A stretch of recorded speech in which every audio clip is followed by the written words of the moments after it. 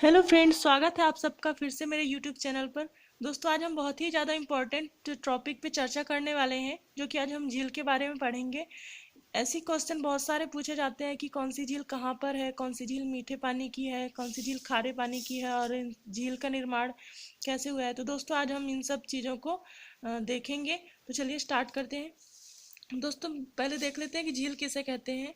तो झील स्थिर जल का वह भूभाग होता है जो कि चारों तरफ से स्थल खंडों से घिरा होता है। सामान्य भाषा में हम कहें तो यह एक विस्तृत ऐसा गड्ढा होता है जिसके चारों तरफ स्थल भागों से घिरा होता है और बीच में एक विस्तृत गड्ढा होता है। मतलब नॉर्मल जैसे हमारे इधर कोई भी गड्ढे में पानी भर जाता है उसको हम झील नहीं कह सकते।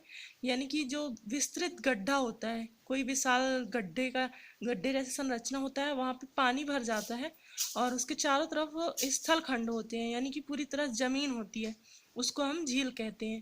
तो दोस्तों, चलिए देख लेते हैं कौन सी झील कहाँ पर है और चलिए स्टार्ट करते हैं। तो पहला विवर्तनिक झील या प्राकृतिक झील। तो प्राकृतिक झील यानी कि जो प्राकृतिक के द्वारा बनाई गई हो, मतलब कहीं पर भी जो ऐसी संरचना हो जाती है, यानी कि प्रकृति के द्वारा ही कहीं ऐसी संरचना होती है गड्ढे जैसी जहाँ पर वर्षा का पानी भर जाता है या कहीं से भी पानी बहकर आया हो, ज़्यादातर वर्षा से ही भरता है, तो वह झील कहलाती है।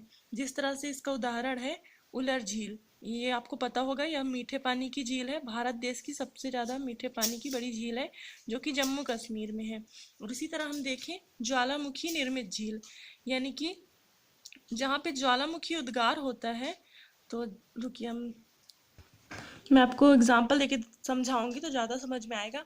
जैसे यहाँ से ये ज्वालामुखी विस्फोटित हुआ और ये इधर से लावा निकल गया, कुछ दिनों तक तो इस पे गैस निकलते रहेगी, धुआं निकलते रहेगा और इसके लिए कुछ लंबी प्रक्रिया चलती है। तो जब यहाँ की जो गैस निकल जाएगी, लावा निकल जाएगा, तो यहाँ पर यह एक इसका जो मुख है जहाँ से ज्वालामुखी उद्गार हुआ है, तो यहाँ पे एक गोल गड्ढे जैसी संरचना हो जाएगी। यहाँ पे कुछ दिनों बाद वर्षा का जल आकर भर जाएगा, तो यह एक विशाल झील का रूप धारण कर लेगी। इसी तरह ये जो लोनार झील है यह महाराष्ट्र में है।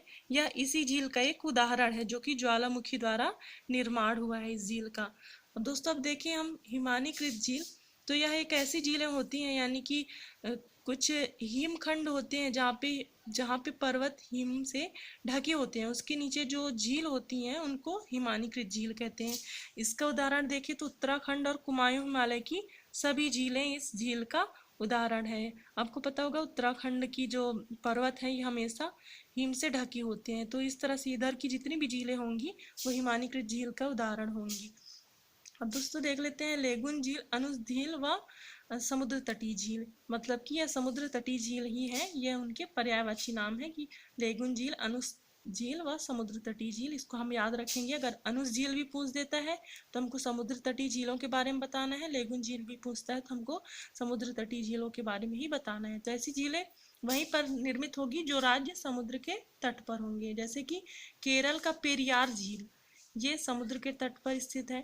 और दोस्तों, ये झीलें ऐसे बनती कैसे हैं, यानी कि समुद्र का जो पानी होता है वो बार बार यानी कि उसकी जो लहरें आती हैं वो अपने किनारे वाले हिस्से को बहाकर ले जाती हैं, यानी कि काट काट के लहरों में कट कर उस स्थान पर ऐसी संरचना हो जाती है कि बीच में एक गड्ढे जैसी संरचना हो जाती है और चारों तरफ से धरती रहती है, बीच में गड्ढे जैसी संरचना हो जाती है और उस पर समुद्र का ही जल भर जाता है या फिर वर्षा का जल भर जाता है। इस तरह से वहां पर भी एक झील जैसी संरचना हो जाती है जिसे लेगुन झील या समुद्र तटीय झील कहते हैं।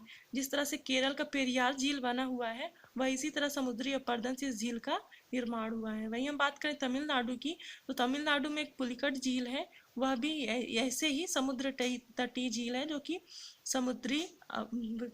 समुद्री अपरदन के कारण उसका निर्माण हुआ है। आंध्र प्रदेश में कोलेरू झील भी इसी झील का उदाहरण है। और उड़ीसा का जो चिल्का झील है जो कि खारे पानी की सबसे बड़ी झील है, यह भी ऐसे ही समुद्र की लहरों द्वारा कटाव के कारण इसका निर्माण हुआ है।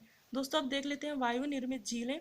तो जो राजस्थान की जितनी भी झीलें हैं वो सभी वायु निर्मित झीलें हैं, क्योंकि आपको पता होगा राजस्थान में सबसे ज़्यादा हवाएं चलती हैं, क्योंकि वहाँ पे पेड़ वेड़ तो कुछ है नहीं, बस हवा चलती रहती है। तो होता क्या है कि हवा द्वारा बहाकर मिट्टी यहाँ से वहाँ ले जाई जाती है, और इसी क्रिया में कहीं ना कहीं गड्ढे जैसी संरचना हो जाती है, और वहाँ कहीं से भी वर्षा का जल भर जाता है या फिर वर्षा का ही जल भरता है, तो इस तरह से वहाँ भी एक झील का निर्माण हो जाता है, तो इसको हम बोलेंगे वायु निर्मित झीलें। तो राजस्थान की जितनी भी झीलें हैं वो सारी की सारी वायु निर्मित झीलें हैं, जो है एक सांभर झील, पिछोला झील, डिंडवाना झील, फतेह सागर झील, जयसम्मत, राजसम्मत झील। दोस्तों इनके लिए मैंने एक ट्रिक बनाई है, राजा शाम के पीछे डंडा लेके फिरते हैं। देखिए दोस्तों, इसको आप ध्यान से देख लें, एक ही लाइन की ट्रिक है, इसमें हम राजस्थान की जितनी भी झीलें हैं हम उनको याद कर लेंगे, और इनको आप हमेशा याद रखिए, ये काम ही आने वाला है। राजा शाम के पीछे डंडा लेके फिरते हैं। राजा का मतलब हुआ राजसम्मत, जयसम्मत। ये राजय, राजसम्मत, जयसम्मत, ये दोनों झील है राजस्थान में। शाम के पीछे यानी कि सांभर झील, के पीछे यानी पिछोला झील, डंडा लेके, डंडा लेके यानी कि डिंडवाना झील, फिरते हैं यानी कि फतेह सागर झील। तो दोस्तों इस तरह से हम इस ट्रिक से इसको याद करेंगे। हमको राजस्थान की जितनी भी झीलें हैं हमको सब एक लाइन में इस ट्रिक को याद करने के बाद याद हो गई हैं। अब दोस्तों अब देखें हम अन्य झीलों के बारे में, तो लोकटक झील मणिपुर में है, वेमनाथ झील केरल में है, और उमियन झील मेघालय में है, हुसैन सागर झील आंध्र प्रदेश में है, और सुखना झील चंडीगढ़ में। दोस्तों हम इसको कैसे याद करेंगे, सुखना यानी कि चंडीगढ़ में सुख नहीं है, इसको हम ऐसे याद कर सकते हैं, सुखना झील चंडीगढ़ में नहीं है, चंडीगढ़ में है, मतलब चंडीगढ़ में सुख नहीं है।